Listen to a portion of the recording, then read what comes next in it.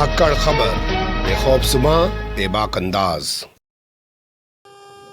ये सप्त सागर कॉलोनी है और ये हमारे पीछे खड़े हैं संतोष गुप्ता। और ध्यान से देख लो, संतोष गुप्ता नाम है, गुप्ता जी हैं। और ये बगल में इनके श्रीमती मनीषा गुप्ता जी हैं। दोनों लोग मेरे बगल में खड़े हैं। और पीछे ये बिमलेश सिंह, ये पटना के रहने वाले हैं, पटना के रहने वाले हैं श्री बिमलेश सिंह। ये गुप्ता परिवार है। पीछे देख लो, पूरी बिल्डिंग है जो गिरी हुई है, छत, ये जो छत पूरा गिरा हुआ देख लीजिए आप लोग, छत। मनीषा गुप्ता और इनके पति संतोष गुप्ता ने 2018 में जमीन ली। कितनी जमीन है ये? 1800 स्क्वायर फीट। इन्होंने 1800 स्क्वायर फीट जमीन लिया। जमीन लेने के बाद उस जमीन का दाखिल खारिज कराया। दाखिल खारिज अयोध्या के अधिकारियों द्वारा तहसील में किया गया।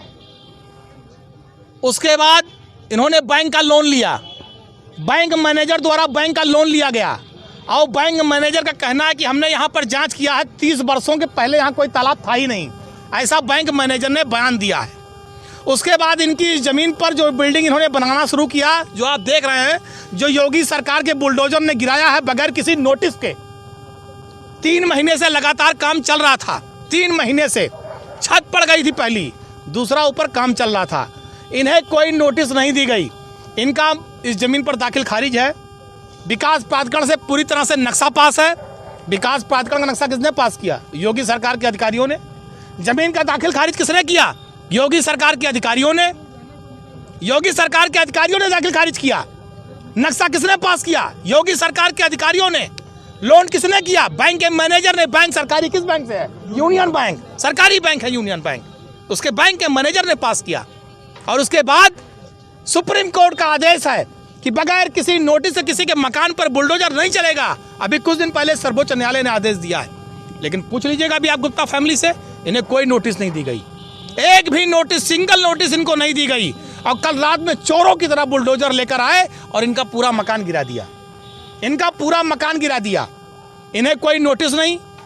अगर इनकी जमीन गड़बड़ थी तो इनको नोटिस देते, ये कोर्ट जाते, मुकदमा लड़ते, अपनी बात कहते। लेकिन ये तो हिटलर को फेल किए हैं भाजपा सरकार वाले, कि न कोई नोटिस देंगे, न कोई बात करेंगे, सीधे आएंगे बुलडोजर लेके मकान गिरा देंगे, जिसकी समाजवादी पार्टी निंदा करती है। भारतीय जनता पार्टी की सरकार के जो ये अधिकारी हैं, जिन्होंने दाखिल खारिज कराया, जिन्होंने विकास प्राधिकरण से नक्शा पास कराया और जिन्होंने इसको गिराया बुलडोजर से, इन सब पर कार्रवाई होनी चाहिए। इन पर मुकदमा लिखा जाना चाहिए गुंडई का। इन पर मुकदमा लिखा जाना चाहिए मकान तोड़ने का। जितनी धाराएं लग सकती हैं सब पे मुकदमा होना चाहिए। और इन अधिकारियों से जुर्माना वसूल कर जितना गुप्ता फैमिली का नुकसान हुआ है उसकी भरपाई इन अधिकारियों के जेब से होनी चाहिए। ये हम लोग मांग कर रहे हैं। खून पसीने की कमाई से आदमी लोन लेकर मकान बनाता है, ईंटा गिट्टी मोरंग बालू सरिया लाता है, उसके बाद लेबर मिस्त्री का खर्चा अलग से देता है। ये भाजपा सरकार में वो लोग नहीं हैं जो गरीबों की ज़मीन को सस्ते में लेकर बेचकर पैसा कमा रहे हों। ये मध्यम वर्गीय लोग हैं, अपना 1-1 रुपया जोड़कर मकान बना रहे थे।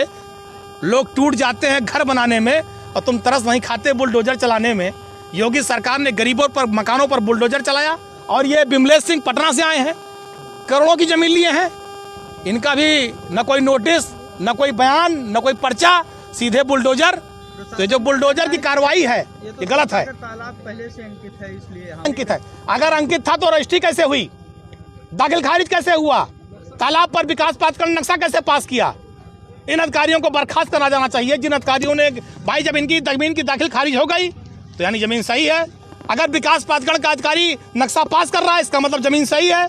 अगर बैंक उस जमीन पर लोन दे रहा है इसका मतलब जमीन सही है। इनके पास 3 प्रमाण पत्र हैं सही होने के। इन सारे अधिकारियों अगर ये गलत हैं तो सबसे पहले उत्तर प्रदेश के मुख्यमंत्री को चाहिए इन तीनों अधिकारियों को, जो तीनों हैं, सबको बर्खास्त कर दें और उनके ऊपर वो मुआवजा लगा दें। जितना इनका नुकसान हुआ सारा मुआवजा की भरपाई अधिकारियों के जेब से की जाए। वरना ये माना जाएगा कि भाजपा की सरकार गुंडाई कर रही है। जिसका मकान और जमीन चाहेगी, जो हमें कब्जा करेगी, वो परंपरा कायम की जा रही है। इसकी और कोर्ट से बाकायदा कचहरी से हमारी लिखा पड़ी हुई थी, दाखिल खारिज हुआ हमारा और हमने इसका नक्शा भी पास करवाया। इस पर हमने लोन भी करवाया, सारा सब कुछ हमने लीगल प्रोसेस की, इसमें जो भी करनी चाहिए एक आम आदमी को घर बनवाने से पहले हमने सब कुछ वो सब किया।